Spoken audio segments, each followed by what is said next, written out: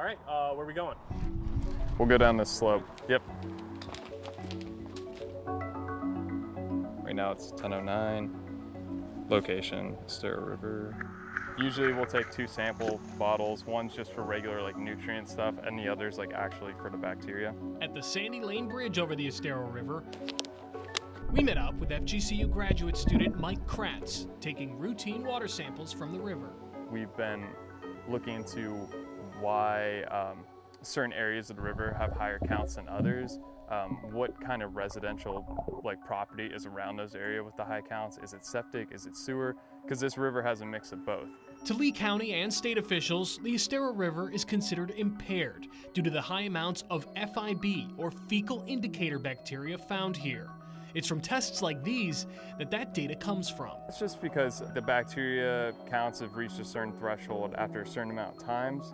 But the reason why the high bacteria is there is something we've been investigating, especially like with my thesis work. But one thing that to date has remained a mystery is the source of that bacteria, whether it comes from animals like birds or humans, which could mean that nearby septic systems are failing. It's not something where I'm like, don't even look at the water. It's more of like, just recreate carefully until we're sure.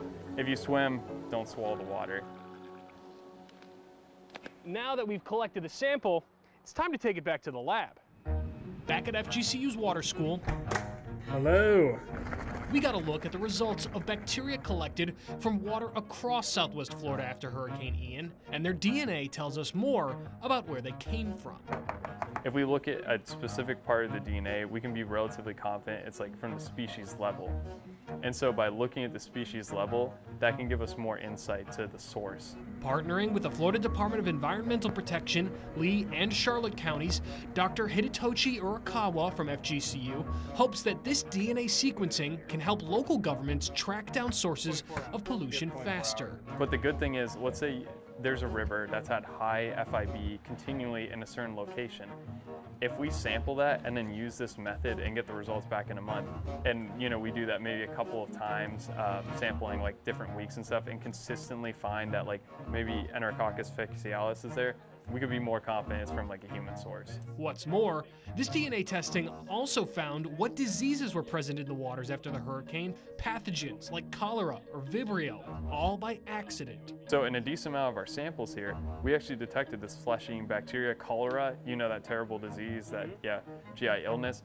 We detected all these species by accident. Which means that this method could soon change water quality management, not just here in Florida, but around the world. So this is my goal. Hopefully, this method will be implemented to the EPA protocol. Then if the US EPA accept this method, so this will be widely spread out in the entire whole the world. So that's my the goal. Reporting from Estero, Alex Howard, ABC 7.